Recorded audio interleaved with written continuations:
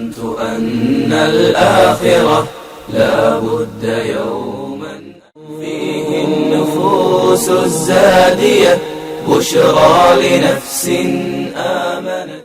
শুভ সন্ধ্যা sir, আমার নাম সাবিনা, আমি একজন ছাত্রী।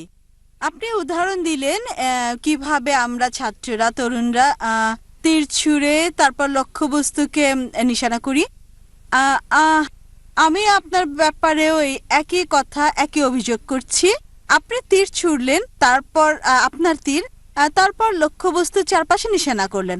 তখন কেউ যদি আপনার মতো করে চিন্তা না করে তাহলেই ভুল। আমার মনে হয় এটা ভুল, এটা অযৌক্তিক এবং অমানবিক। বোন খুব সুন্দর গুরুত্বপূর্ণ প্রশ্ন করলেন। আমার উদাহরণের কথা বললেন যে মানুষ শূন্যে গুলি ছোড়ে তারপর অজুহাত দাঁড় করায়।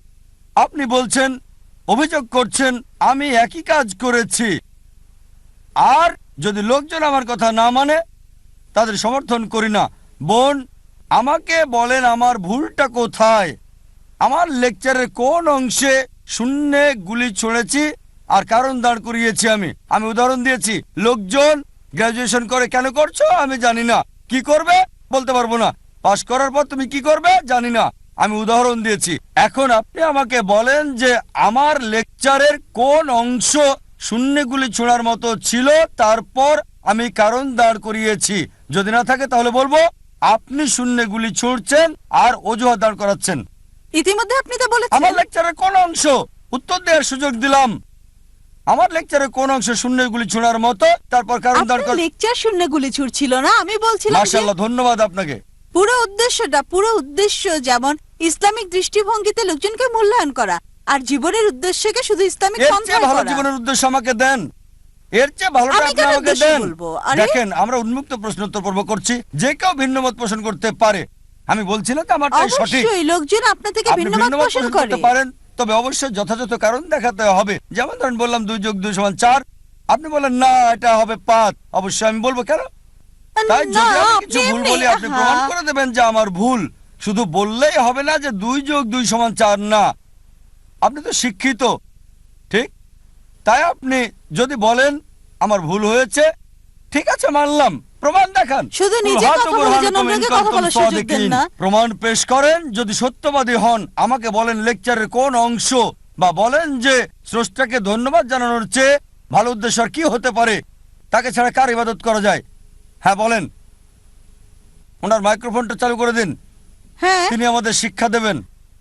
আমি কাউকে শেখাতে চাচ্ছি না, আমি শুধু বলতে চাচ্ছি যে আমি ছাত্র, শিখতেই পছন্দ করি আমি। আপনি শেখাতে পারেন, কিন্তু আপনি তো অন্যকে বলার সুযোগ দেন না। সরি, আপনি অন্যের কথা শোনেন না, শুধু নিজেই বলে যান। আমি আপনাকে বলার সুযোগ করে দিচ্ছি, বলেন। অনেক পার্থক্য আছে। আপনি ন্যায় আচরণ করেন না, আপনি শুধু সবাইকে কনভার্ট করতে চান। কনভার্ট মানে শুধু ইসলামে কনভার্ট করা না, মানুষের দৃষ্টিভঙ্গি কনভার্ট করেন, কারণ অনেক মতপার্থক্য রয়েছে। আপনি আমার প্রশ্নের উত্তর দিচ্ছেন না বোন, আষাঢ়ে গল্প বলেই যাচ্ছেন। আমি আষাঢ়ে গল্প বলছি না, জীবনের উদ্দেশ্য কি আপনার প্রত্যাশা অনুযায়ী বলবো। আমি উত্তর দেব আপনার মত মতো না বোন, আমি আমার মতো করে উত্তর দিব। আপনার মত আষাঢ়ে গল্প। আমি আপনার জবাব শুনেছি, ধন্যবাদ বোন, আপনার মন্তব্যের জন্য ধন্যবাদ। দর্শকদের হাতে বিচারটা ছেড়ে দিলাম। কতজন আপনার পক্ষে কথা বলে আর কতজন আমার কথা মানে, আমার অনুসারীর কোনো দরকার নেই। পরে যখন লেকচার দেবেন আশা করছি দর্শক পাবেন অনেক বেশি, তখন তারা আপনার উত্তর জানবে সৃষ্টির উদ্দেশ্য নিয়ে।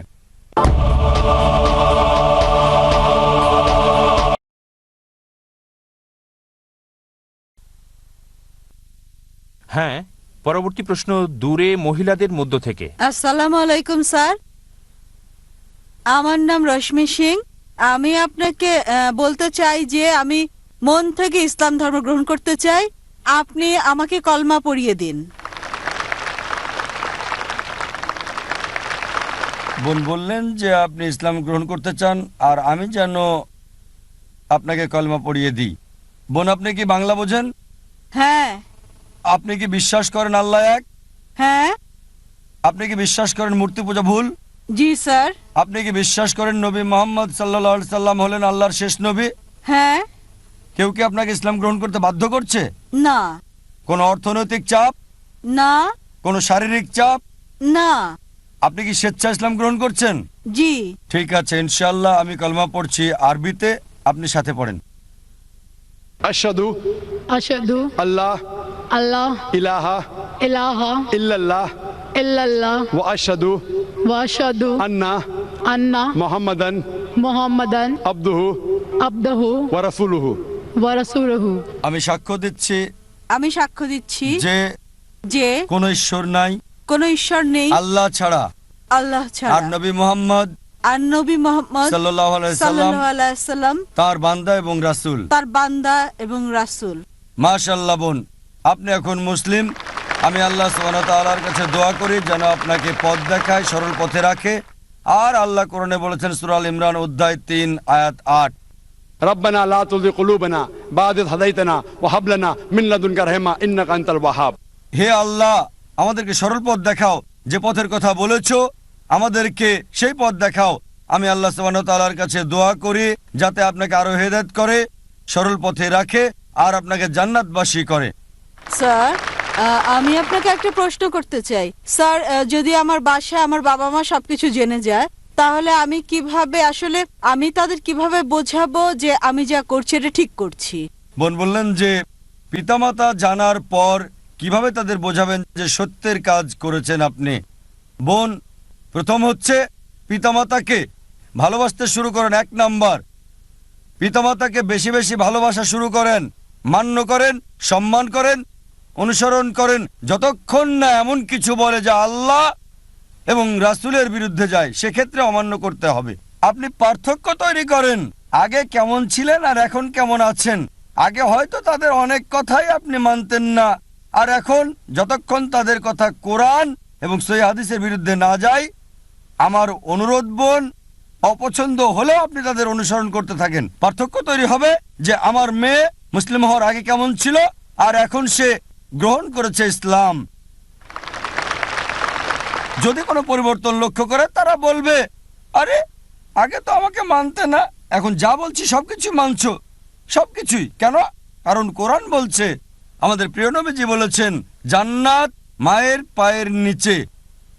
এভাবে চেষ্টা করেন তাদেরকে জয় করতে।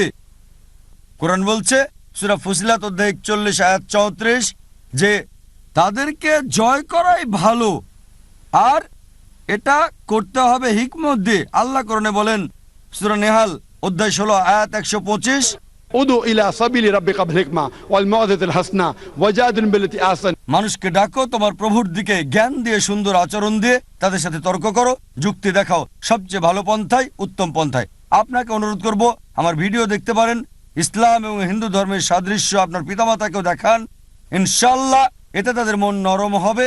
আমি আল্লাহর কাছে দোয়া করি যেন আল্লাহ আপনার পিতামাতাকেও হেদায়েত দেন এবং আপনার পরিবারের সদস্যদের। ধন্যবাদ স্যার। آمنت أن الآخرة لا بد يوما فيه النفوس الزادية بشرى لنفس آمنت